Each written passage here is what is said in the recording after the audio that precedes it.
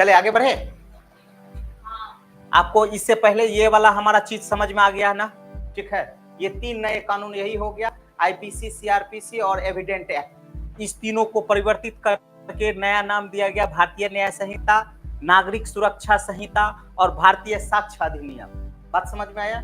ये 3 तरीके के कानून है जो भारत में आपका फाइनली रूप से राष्ट्रपति का मुहर जो है वो 25 दिसंबर 2023 को लगा था और 24 फरवरी 24 को ये तय हो गया था कि 1 जुलाई से हम लोग इस कानून को लागू कर देंगे। संशोधित किया गया है वो 175 है, नई धाराएं इसमें 8 जोड़ी गई है और निरस्त धारा जो 2 को निरस्त कर दिया गया है, खत्म कर दिया गया है। क्लियर है? दिमाग में सेट हो गया। इन्हीं के अलावा जो है तुमको यहाँ पे इसमें भारतीय नागरिक सुरक्षा में जो है कुल धारा 424 था, 484 था, अभी कितना हो गया 533। संशोधित कितना जोड़ा गया 160, नई धारा 9, निरस्त 9। इनके अलावा कुल धारा इसमें आते हैं साक्ष्य अधिनियम में तो 167, 170 हो गया, संशोधित 23 जोड़ दिया गया, नई धारा 1 कर दिया गया और 5 को खत्म कर दिया गया। तो अभी वर्तमान में कितना है तो 170। ठीक है, यहाँ कितना 533 और यहाँ कितना 356। बात समझ में आया ना? तो ये याद रखिएगा कि अब जो हमारे पास पुरानी थी उसी पुरानी में हमारे पास ये जोड़ा गया। अब इसके तहत जो किया गया है मेनली वो यहाँ पे अभी आएंगे। ठीक है, इसके तहत यहाँ देखिए पहला जो है नए कानूनों में जो बड़ा बदलाव किया गया है वो कानून में बदलाव क्या है कि नागरिक किसी भी पुलिस स्टेशन में 0 एफआईआर दर्ज करा सकेंगे। ठीक है, और चाहे उनका अधिकार क्षेत्र कुछ भी हो। तो अभी तुरंत हम बताए ना कि अधिकार, हाँ मतलब कहीं पर भी तुम जाकर के अब तुम करा सकती है। ठीक है, 0 सब ऑल मतलब भारत जो है एक हो गया। ठीक है ना, कोई किसी का एरिया नहीं है, तुमको जहां मन होता है वहां केस करा। क्लियर है ना? दूसरा, 0 एफआईआर को क्षेत्राधिकार वाले पुलिस स्टेशन को अपराध पंजीकरण के 15 दिनों के भीतर भेजा जाना। मान लीजिए आप यहाँ करा दिए, सपोज कीजिए ये एरिया आपका है, घटना यहाँ हुआ, ठीक है, आप यहाँ पे किए तो इसको 15 दिन के अंदर यहाँ सूची भेज देगा। ठीक है, ये मामला आपका है, इस पे अमल कीजिए जल्दी से। ठीक है ना? ये जिरह अपील सहित, हाँ जिरह अपील सहित पूरी सुनवाई वीडियो कॉन्फ्रेंसिंग के माध्यम से की जाएगी। जितना भी अपील है ना वो वीडियो कॉन्फ्रेंसिंग के माध्यम से भी होगा। बाकायदा मान लो कि कुछ ऐसा भी मुद्दा है जैसे महिला है और वो थाना नहीं जा सकती, ठीक है, कुछ उसके साथ अत्याचार हुआ है तो वीडियो कॉन्फ्रेंसिंग के माध्यम से भी एफआईआर कर सकती है। ठीक है ना? वो रिकॉर्ड रहेगा, बदलेगी नहीं, है ना? फिर उसको गुप्त सूचना के आधार पर रखा जाएगा, फिर बाद में जो है हाजिर करवा लिया जाएगा। ठीक है, बहुत ऐसा होता है। पहले क्या होता था कि आपके साथ कुछ ऐसा मान लो कि अनैतिक रूप से घटना होता है तो लाज शर्म के कारण जो है हम लोग थाना नहीं पहुंचते। ठीक है ना? इस जाएंगे थाना तो क्या हो जाएगा। अब क्या है कि नहीं, वीडियो कॉन्फ्रेंसिंग के माध्यम कर दो। ठीक है, क्लियर? यौन अपराधों के पीड़ितों के बयान दर्ज करते समय वीडियोग्राफी अनिवार्य है कि जब भी आप लोग आपके यौन अपराध का काम हुआ है तो उस समय आपका वीडियोग्राफी होना अनिवार्य है। नहीं तो होता क्या था कि बाद में दबाव के कारण जो है वो पलट जाती। ठीक है, बात समझ में? बहुत सारा फिल्म में दिखाया जाता था। गंगा जल मतलब उसका बच्चा को किडनैप कर दिया गया, शादी करेगा उसके साथ, है ना, नहीं करोगे तो एकदम तुम्हारे मम्मी को मार देंगे, पापा को मार देंगे, ये उन्होंने ये। उसके बाद यहाँ तक कोई दिक्कत है? नेक्स्ट, सभी प्रकार के सामूहिक बलात्कार के लिए सजा 20 साल या आजीवन कारावास है। ठीक है, यदि रेपिस्ट है कोई तो उस रेपिस्ट के लिए 20 साल या आजीवन कारावास है। इनके साथ ही साथ यदि नाबालिग से बलात्कार की सजा होती है तो मौत की सजा शामिल है। बात समझ में? तो इसका स्वागत हम लोग करेंगे कि नहीं करेंगे? ठीक है, एफआईआर के 90 दिनों के भीतर अनिवार्य रूप से चार्जशीट दाखिल की जाएगी और न्यायालय के समय को 90 दिनों के लिए बढ़ाते हैं, जिससे जांच को समाप्त करने की कुल अधिकतम अवधि कितना 180 दिन में तुमको न्यायिक फैसला मिल जाए। समझ में आया? कुछ भी हो जाए 180 दिन से ऊपर नहीं जाएगा। ठीक है। आरोप प्राप्त होने के 60 दिन के भीतर अदालतों को आरोप तय करने का काम पूरा करना होगा। सुनवाई के समापन के 30 दिन के भीतर फैसला सुनाया जाएगा। फैसला सुनाया जाएगा कितना? 30 दिन के भीतर। ठीक है। नेक्स्ट, फैसला सुनाए जाने के 7 दिन के भीतर अनिवार्य रूप से ऑनलाइन उपलब्ध करा दिया जाएगा। फैसला सुना दिया तो ऑनलाइन आपको एकदम सब रिपोर्ट हाजिर। ठीक है। तलाशी और जब्ती के दौरान वीडियोग्राफी अनिवार्य है। जब आपका तलाशी हम कर रहे हैं, पुलिस क्यों नहीं हो तो वीडियोग्राफी करते रहो। अब पुलिस जो बीच में मीडिएटर का काम करता था, अब तो वीडियोग्राफर वाला आ गया। ठीक है। अब देखो आगे फिर हम लोग देखेंगे विपक्ष क्या होगा, वो बताएंगे। हो सकता है दोनों मिल गया। ठीक है। तो वो सब बात का बात है, लेकिन पहले तो हमारा ये चीज है ना। ठीक है। और कितना को मिलाएगा? 3 जगह से वो जाएगा, एक थाना फिर जाएगा, फिर एसपी के पास जाएगा, ऐसे करके आपको साक्ष्य प्रस्तुत करना, तो उतना हम लोग नहीं कर पाएंगे। अब पुलिस भी एक्शन में रहेगा। वो जो 5000 में रफा दफा का मामला होता था, तो 5000 में अब रफा दफा नहीं होगा। पहले दोनों पक्ष से जो है बीच में जो है ले लेता था। तो 2 ही आदमी तो बिचौलिया अब खत्म हो रहा है, एक पुलिस और दूसरा वकील, लॉयर। नहीं समझे? लॉयर जो है ये भी ए पक्ष से ले रहा है, बी पक्ष से भी ले रहा है, चाहे कोई भी लॉयर हो। ठीक है। इनकी भी भूमिका खत्म हो रही है और इनकी भी भूमिका खत्म। ठीक है ना। 7 साल से अधिक की सजा वाले अपराधों के लिए फोरेंसिक टीमों की अनिवार्य रूप से अपराध स्थलों का दौरा करना होगा। फोरेंसिक टीम क्या होता है पता है? हाँ? यस, प्राथमिक खोजकर्ता हो गया कि मान लो कि अभी जैसे कोई आदमी था और वो आदमी जो है यहाँ से जो है ऊपर से छत पे जाकर के गिर गया। ठीक है।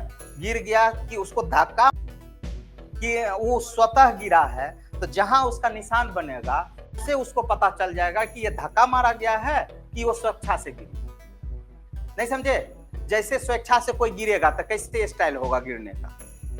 ठीक है ना। अब कोई धक्का मारा है तो ऐसे मान लो थोड़ा देर के लिए, तो वो फोरेंसिक जांच का काम होगा। अनिवार्य रूप से अनिवार्य स्थलों का दौरा करना। तुरंत अभी फोरेंसिक पहुंच जा रहा है क्या? अब इसका भी रोल बहुत अदा हो गया है।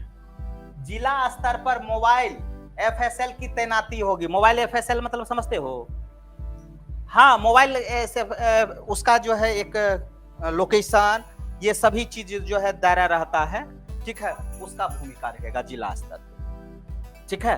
तुम मान लो यहाँ से हमसे बात कर रही है, तो वीडियो रिकॉर्डिंग ये सभी रखा जाता है, लेकिन वो मौलिक अधिकार है कि वो आपको सुनाया नहीं जाएगा। लेकिन जब ऐसा हमको जरूरत पड़ेगा तो हम उसको ले सकते हैं। आप हैं, किससे बात किए हैं? हो सकता है हम शाम ढलते के साथ डॉन इब्राहिम से बात करना स्टार्ट कर देते हैं। ठीक है ना। तो रिकॉर्डिंग सब होता है, तुम ये मत समझा करो आई जो बतियाते रहते हो आधा घंटा, है ना, सब रिकॉर्डिंग होता है। तेरी भाला मम्मी सबसे बात करते हो ना रे, तो निगेटिव वाला ज्यादा जाता है दिमाग। चले यहाँ नेक्स्ट, 7 साल या उससे अधिक सजा वाला कोई भी मामला पीड़ित को सुनवाई का अवसर दिए बिना वापस नहीं लिया जाएगा। जब तक हम लोग जो पीड़ित है, जिसके साथ घटना हुआ है ना, उसका सुनवाई का अवसर दिए हम वापस नहीं ले सकते। ठीक है। नेक्स्ट, संगठित अपराधों के लिए अलग और कठोर सजा। संगठित अपराधों के लिए अलग और कठोर सजा, यही हो गया एक तरीके से मॉब ब्लीचिंग, है ना। मॉब ब्लीचिंग मतलब क्या हो गया? सपोज करो तुम सब मिल करके, ठीक है, हमको मार दो। अरे मतलब एक उदाहरण दिए, तुम लोग नहीं कर रहे, ठीक है। हाँ, तुम सभी मिल करके, तो हम किस पे करेंगे एफआईआर? किस पे? ये तो ग्रुप है ना, है ना। तो ग्रुप में करेंगे तो वहां पे क्या हो जाता है? दिक्कत हो जाता है। तो अभी यहाँ डेफिनेशन कर दिया गया है कि धर्म, नस्ल, ये सब के आधार पे यदि मॉब लिंचिंग होता है तो उसको उम्र कैद का सजा दे देंगे। ठीक है। जैसे मान लो एक आईएएस है और ये काफिला लेकर के जा रहा है, ठीक है, और यहाँ मॉब लिंचिंग के तहत जो अभी आनंद मोहन वाला केस हुआ था, तो मॉब लिंचिंग को जो है मार दिया गया। तो मॉब लिंचिंग में बल मिल करके मार दिया। कारण क्या था पता नहीं है। अब किस पे हम एक्शन लेंगे हमको भी पता नहीं। समझ में आया ना? तो धर्म, नस्ल, भेदभाव के आधार पर यदि वो घटना कहते हैं तो उसको हम लोग मॉब लिंचिंग कहते हैं। अब उस पर भी सजा का प्रावधान। सपोज करो हमको मार दिया, मान लो कोई गोली, ठीक है, जो मारा है हमको गोली, तुम लोग क्या किए कि उसको खदेड़ करके मार दिया। मतलब हम तो मरे ही, वो भी मरा। अब कौन मारा है? हम लोग में मतलब कितना आदमी है, ग्रुप में है, कितना गांव का गांव हो सकता है मार दिया मिल करके। तो पूरा गांव को हम उम्र कैद का सजा दे देंगे? ऐसा हो सकता है? नहीं। तब वो देखेंगे मैटर कि क्या है, धर्म के आधार पे है कि नस्ल के आधार पे है, क्या किस आधार पे मॉब लिंचिंग किया गया है। ठीक है ना? तो यही कोई दिक्कत है? संगठित अपराध इसी को बोलते हैं। शादी, नौकरी आदि के झूठे बहाने के तहत महिलाओं के बलात्कार को दंडित करने वाला अलग प्रावधान को दे दिया। शादी का झांसा दे दिया, है ना, तुम्हारे साथ हम शादी कर लेंगे, है ना, और उसके साथ रेप का मामला हो रहा है, तो वहां पर भी दंडित करने का प्रावधान एक अलग ही कर दिया है। ठीक है ना? नेक्स्ट, चेन मोबाइल स्नैचिंग और इसी तरह गतिविधियों के लिए अलग प्रावधान नहीं देखता है। चेन छीन लेता है, ये सब छीन लेता है। ठीक है।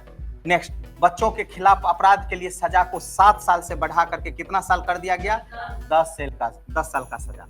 मृत्यु दंड की सजा को कम करके अधिकतम आजीवन कारावास में बदला जा सकता है, और आजीवन कारावास को सजा को कम करके अधिकतम 7 साल के कारावास में बदला जा सकता है। ठीक है। और 7 साल है तो उसको 3 साल में बदला जा सकता है। और ये बदलने वाला काम कौन करेंगे? फाइनली रूप से राष्ट्रपति। कौन करेंगे? राष्ट्रपति, है ना। मृत्यु जो है यदि मिल गया तो उसको क्षमादान करने का अधिकार राष्ट्रपति। तो इतना प्रावधान है। तो ये प्रावधान आपको बताइए किस एंगल से। अब इस पे हमारा डिबेटिंग चलेगा कि ये हमारे लिए पक्ष में कितना अच्छा है, विपक्ष में कितना अच्छा है।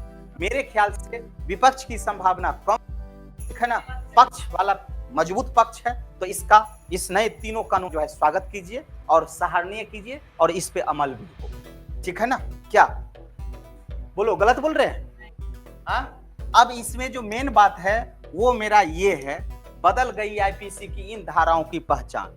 और यहां जाने से पहले थोड़ा सा हम आपको दिखाएंगे। आईपीसी दिए थे, और ये कितना 2 महीना पहले दिए, ये बताए थे, याद आया? जानिए 307 क्या है? हत्या की कोशिश। धारा 302 हत्या का दंड, 376 बलात्कार, 395 डकैती, 377 अप्राकृतिक कृत डकैती के दौरान हत्या, 120 षड्यंत्र रचना, 365 अपहरण, है ना बाबू? ये बताए थे ना।